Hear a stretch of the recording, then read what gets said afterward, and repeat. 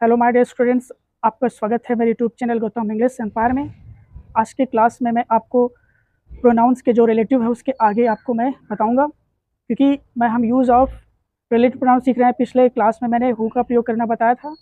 आज उसी के आगे है जो बहुत ही इम्पॉर्टेंट होता है एग्ज़ाम्स की दृष्टि से, और वो हमें सीखना है।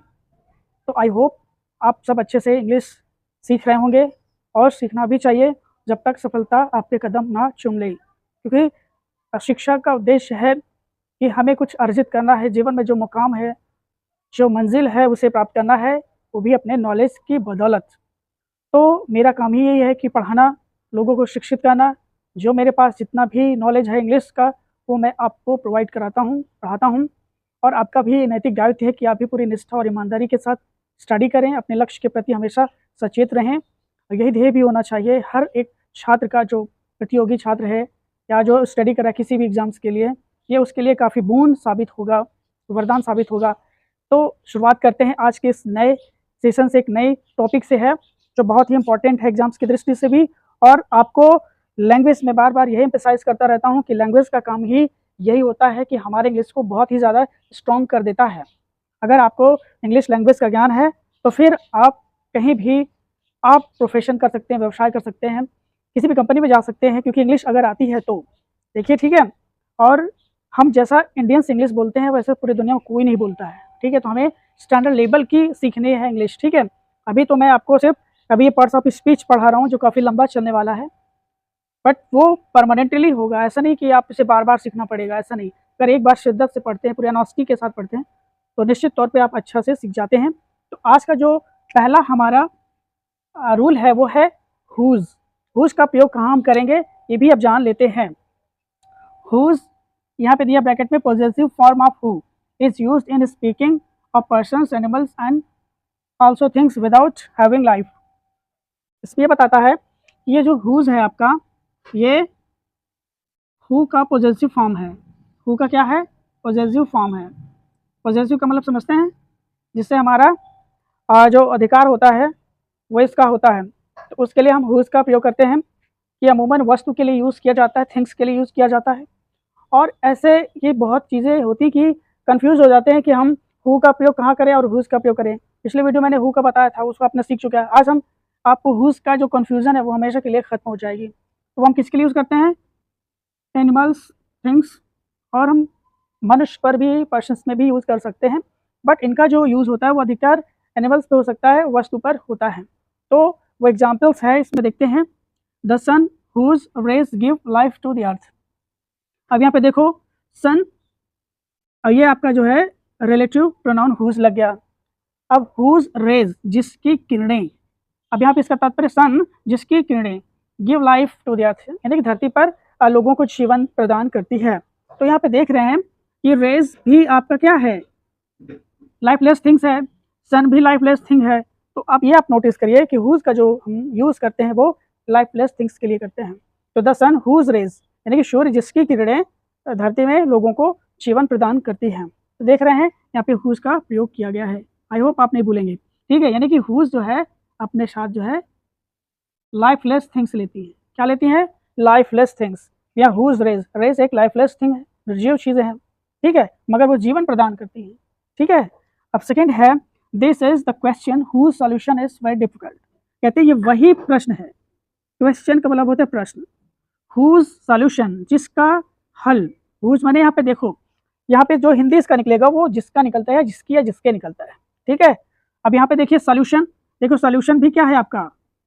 लाइफलेस थिंग है। हुज सॉल्यूशन मतलब जिसका हल बहुत ही कठिन है, जिसे हल करना आसान नहीं होता है। तो आप देख रहे हैं कि इस तरफ भी आपका लाइफलेस थिंग और इस तरफ भी लाइफलेस थिंग, बीच में आपका रिलेटिव प्रोनाउन, ठीक है। आई बात समझ में? बहुत ही आसान तरीका है समझने का कि हुज के साथ अपने लिए लाइफलेस थिंग्स लेता है। एग्जाम्स में भी इस तरह से क्वेश्चंस आ जाते हैं। This is the Mount Everest whose peak is the highest in the world. यानी कि ये ही माउंट एवरेस्ट है। ये वही माउंट एवरेस्ट है जिसकी चोटी, चोटी मतलब शिखर, माउंट एवरेस्ट की जो शिखर है दुनिया में सबसे ज़्यादा ऊंची है। तो आप देख रहे हैं हुज अपने साथ क्या लेता है? Lifeless thing, peak. पीक का मतलब शिखर होता है। और इसका जो पीक का अपोजिट होता है, ये एग्जाम्स में पूछ लेता है। पीक का शिखर होता है, उच्च बिंदु होता है, तो इसका जो होता है वो नादिर होता है। क्या होता है? नादिर। ये बहुत ही ज़्यादा पूछ लेता है। नादिर का मतलब होता है निम्न बिंदु या अधो बिंदु होता है, उसको बोलते हैं नादिर। ठीक है, तो इस तरह से आप डिक्शनरी को स्ट्रॉन्ग करिए, सही रहेगा।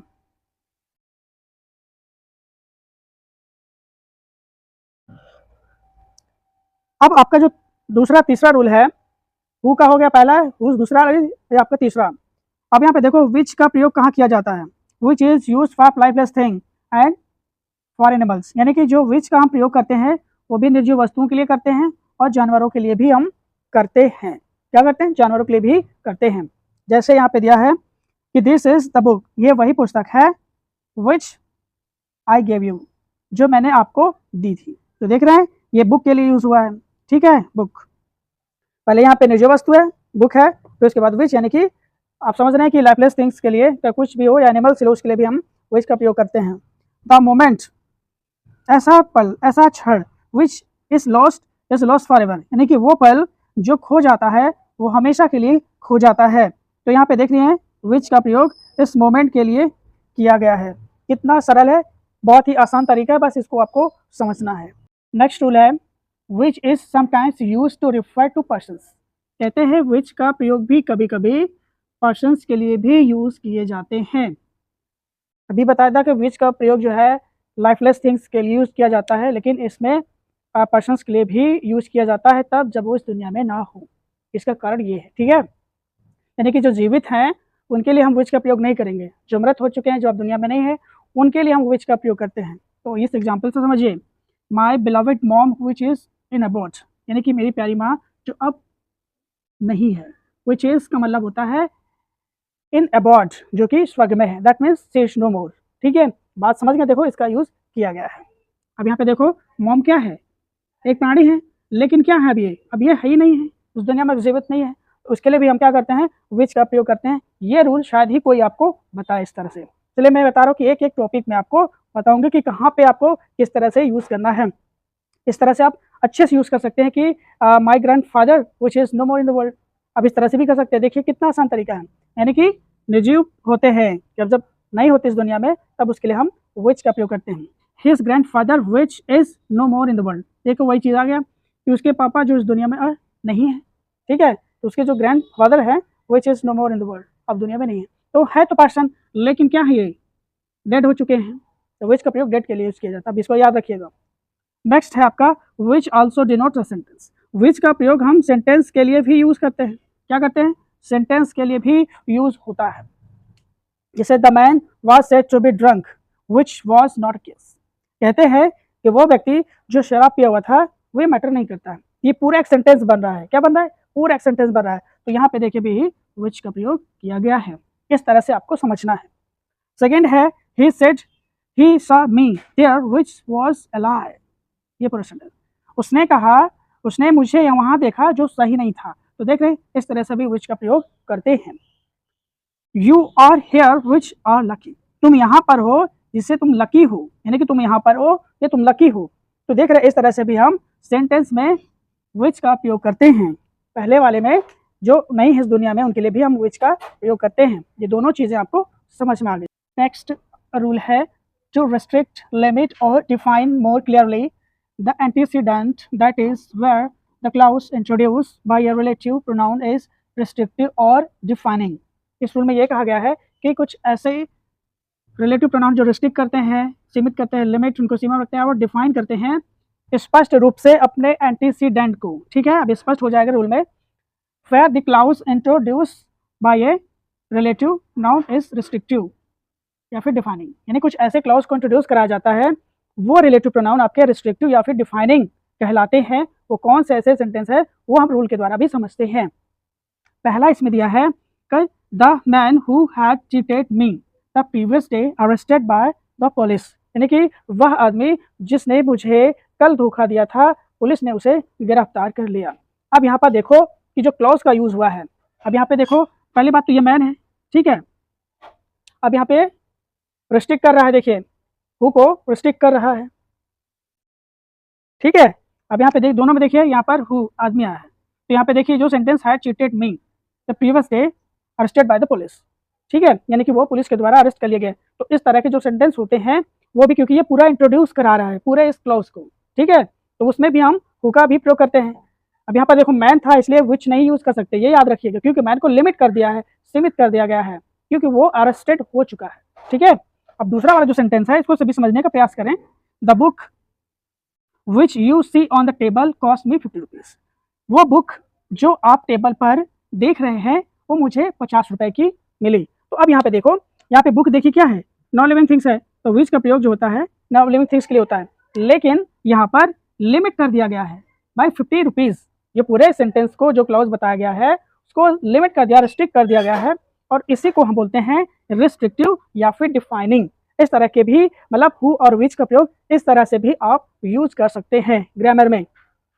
अब आपको जो आता है वो नेक्स्ट रूल है, to give some additional information about the antecedent, that is where clause introduced by a relative pronoun is continuative और नॉन डिफाइनिंग। यानी कि कुछ ऐसे अतिरिक्त जानकारी चाहिए होती है। एडिशनल इंफॉर्मेशन का मतलब होता है अतिरिक्त इंफॉर्मेशन चाहिए आपको एंटीसीडेंट के लिए, ठीक है, जो इंट्रोड्यूस कराया जाता है रिलेटिव प्रोनाउन के द्वारा, वो कंटिन्यूएटिव होता है या फिर नॉन डिफाइनिंग होता है।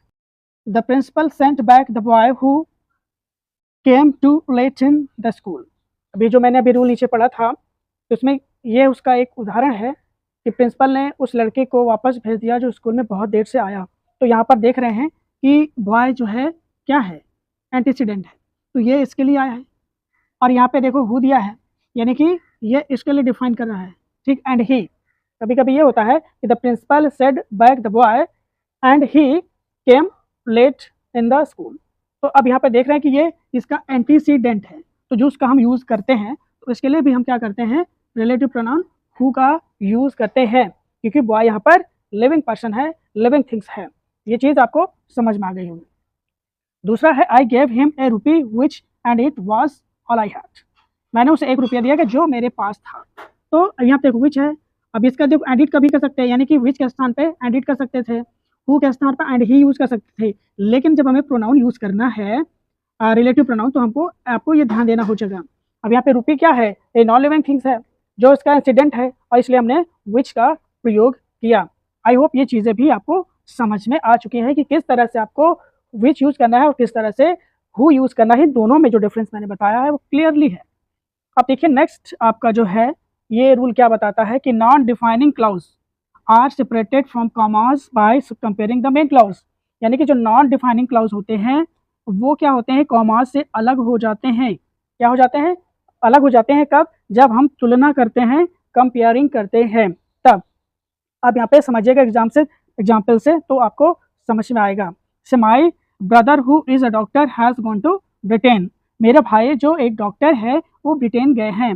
अब यहाँ पे देख रहे हो, यहाँ पे कोई कंपैरिजन किया गया इस सेंटेंस में नहीं किया गया है। तो इसी का जो सही तरीका ये होगा कि माय ब्रदर, ये देखो कॉमा का हमने यूज़ कर दिया, हु इज़ द डॉक्टर ये एक क्लॉज हो गया, हैज़ गॉन टू ब्रिटेन ये दूसरा क्लॉज हो गया। तो यहाँ पे क्या होता है, कंपैरिजन किया गया है, यानी कि my brother has gone to Britain, और यहाँ पे क्या है, my brother who is a doctor has gone to Britain. तो देख रहे हैं कि इस तरह से भी हम हु का प्रयोग करके यूज़ कर लेते हैं, यानी कि ये जो हु है वो मेरे ब्रदर के लिए आया है। तो देख रहे हैं कि यहाँ पे जो कॉमा है ये दो क्लॉज को क्या कर रहा है, कंपेयर कर रहा है, तुलना कर रहा है। तो इस तरह से भी आप जो है यूज़ करते हैं। जब इस तरह से आपको प्रोनाउन की जानकारी हो जाती है सही सही तरीके से, तब फिर आपकी इंग्लिश इस तरह से अच्छी निखर जाती है, अच्छे से बोलना आ जाता है, लिखना आ जाता है, समझना आ जाता है। देख रहे हैं इस तरह से आप बोल सकते हैं क्योंकि आपको रूल और टेक्निक पता है।